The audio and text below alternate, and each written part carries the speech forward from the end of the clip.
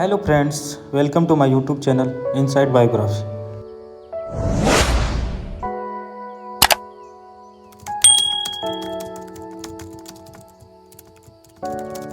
दोस्तों, आज हम बात करते हैं सहारा इंडिया परिवार के संस्थापक सुब्रतो रॉय के बारे में। कैसे स्कूटर पर नमकीन बेचने वाले इस शख्स ने 2 लाख करोड़ का कारोबार खड़ा कर दिया। कैसे स्कूटर से शुरू हुआ उनका यह सफर प्लेन और फिर जेल तक पहुंच गया। अगर दोस्तों वीडियो अच्छा लगे तो वीडियो को लाइक करें, चैनल को सब्सक्राइब करें और बेल आइकन को प्रेस करें। इस कहानी की शुरुआत होती है 10 जून 1948 से, जब बिहार के अररिया जिले में सुब्रतो रॉय का जन्म होता है। सुब्रतो रॉय का पढ़ने लिखने में कुछ खास मन नहीं लगता था। शुरुआती पढ़ाई लिखाई कोलकाता में हुई और फिर वो मैकेनिकल इंजीनियरिंग करने पहुंच गए गोरखपुर में उन्होंने नमकीन बेचने का काम शुरू किया। इनके पास एक स्कूटर था, लंबरेटा। उसी पर बैठ के वो अलग अलग जगह पर जाते और नमकीन बेचते और अपनी कंपनी जया प्रोडक्ट्स का धंधा चलाते। ये कंपनी कुछ खास चल नहीं पाई। नमकीन बेचते बेचते इनकी पहचान छोटे छोटे दुकानदारों, गरीब तबके के लोगों और सब्जी बेचने वालों से हुई। उन्होंने देखा कि ये लोग हर दिन जो भी कमाते हैं सारा खर्चा हो जाता है। इनके लिए कम पैसों में सेविंग करना बहुत मुश्किल काम है। इसलिए इन्हीं लोगों को सहारा देने के लिए सहारा इंडिया की नींव रखी गई। इस कंपनी ने लोगों को सुझाव दिया कि ये हर दिन 1 रुपये कंपनी में जमा कर दें, बाद में सहारा उन्हें अच्छा इंटरेस्ट के साथ पैसा लौटाएगी। लोगों को कंपनी का यह प्लान बहुत पसंद आया और धीरे धीरे लोग इस कंपनी से जुड़ने लगे। देखते ही देखते यह संख्या 13 करोड़ तक पहुंच गई। सुब्रतो रॉय अपनी कंपनी से जुड़े लोगों को अपना परिवार मानते थे और खुद को उस परिवार का सहारा श्री।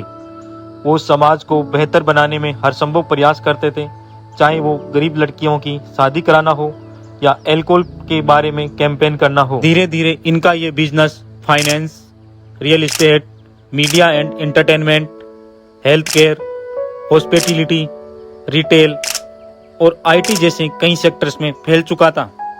सहारा ने अमेरिका के न्यूयॉर्क शहर में 4400 करोड़ रुपए खर्च करके 2 होटल, न्यूयॉर्क प्लाजा और ड्रीम न्यूयॉर्क खरीदे।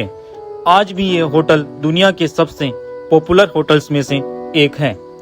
इसके अलावा सुब्रतो रॉय के पास मुंबई के वर्सोवा में 313 एकड़ जमीन, लखनऊ में 170 एकड़ और देश के अलग अलग शहरों में 764 एकड़ की जमीन है। इन्होंने इंडियन क्रिकेट टीम के साथ साथ इंडियन हॉकी टीम को भी कई सालों तक स्पॉन्सर किया है। इनकी आईपीएल में एक टीम भी थी, पुणे वॉरियर्स। इसके अलावा सहारा के पास सबसे लग्जरियस चीज थी, वो थी सहारा सिटी। इन्होंने लखनऊ में एक पूरी लग्जरियस सिटी बसा दी थी, जिसमें सारी लग्जरियस फैसिलिटीज अवेलेबल थी। इसमें cricket stadium, helipad, golf ground, cinema hall, 11 kilometre लंबी एक लेक, हेल्थ केयर और कई पेट्रोल पंप जैसी लग्जरियस सुविधाएं थी। इसके अलावा सहारा ग्रुप ने मुंबई में 10,600 एकड़ में अम्बे वैली नाम की एक टाउनशिप डेवलप की। इस टाउनशिप में 800 ऐसे बंगले थे जिनकी कीमत करीब 5 से 20 करोड़ रुपए थी। इसमें कई मैनमेड लेक्स, कई लग्जरी रेस्टोरेंट्स और 13 यार्ड में एयरपोर्ट जैसी हाई क्वालिटी फैसिलिटीज अवेलेबल करवाई गई।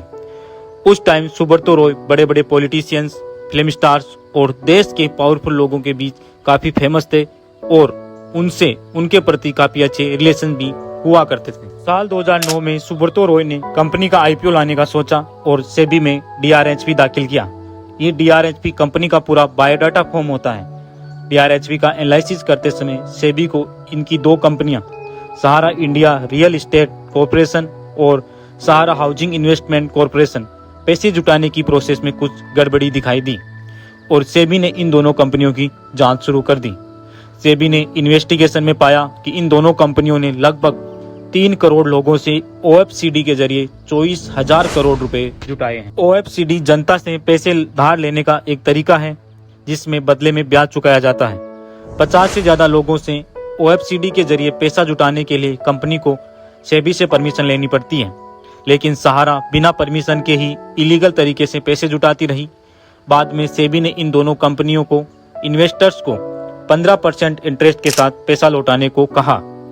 सहारा ने इस आदेश से इनकार करते हुए इलाहाबाद हाईकोर्ट पहुंच गया, लेकिन हाईकोर्ट ने भी सेबी के फैसले पर कायम रहा और कंपनी को पैसे लौटाने का आदेश दिया। हाईकोर्ट से राहत नहीं मिलने पर सहारा को सुप्रीम कोर्ट तक जाना पड़ा। सुप्रीम कोर्ट ने भी सहारा को दोषी मानते हुए इन दोनों कंपनियों को सेबी के साथ मिलकर इन्वेस्टर्स के पैसे 15% इंटरेस्ट के साथ 3 महीने में चुकाने का आदेश दिया। साथ ही सुप्रीम कोर्ट ने सहारा को अपने सभी इन्वेस्टर्स की डिटेल सेबी को देने को कहा। सुप्रीम कोर्ट के ऑर्डर का पालन करते हुए सहारा 127 ट्रक डॉक्यूमेंट के लेकर सेबी के ऑफिस पहुंच गया, लेकिन इन फाइल्स में भी सभी इन्वेस्टर्स की डिटेल्स जानकारी नहीं थी। सहारा को 3 महीने में 3 इंस्टॉलमेंट के साथ सारे पैसे सेबी को लौटाने थे। सहारा ने अपनी पहली 5120 करोड़ रुपए की इंस्टॉलमेंट तो सेबी में जमा करा दी, लेकिन बाकी की इंस्टॉलमेंट जमा कराने में नाकामी दिखाई। तो सुप्रीम कोर्ट ने सहारा इंडिया के सारे एसेट्स और बैंक अकाउंट फ्रीज करना शुरू कर दिया। 26 जून 2014 को सुब्रतो रॉय को गिरफ्तार कर लिया गया। 2016 में वो अपनी मां की मौत पर जमानत पर बाहर आ गए और आज तक वो बाहर हैं।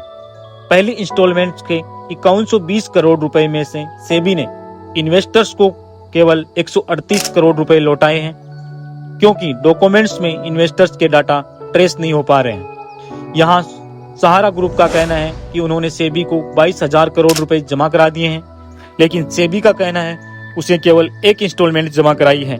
इस तरह सारा मामला लटका पड़ा है। सहारा ग्रुप के इन्वेस्टर्स को सहारा देने के लिए देश के तत्कालीन गृह मंत्री अमित शाह ने 18 जुलाई 2023 को सहारा रिफंड पोर्टल लॉन्च किया। इन्वेस्टर्स को पैसा वापस पाने के लिए सहारा रिफंड पोर्टल पर रजिस्ट्रेशन कराना होगा। तत्पश्चात उनके निवेश की राशि वापस प्रदान की जाएगी। दोस्तों, अगर आपका पैसा भी सहारा इंडिया के पास फंसा पड़ा है तो जल्दी से सहारा रिफंड पोर्टल पर रजिस्ट्रेशन करें।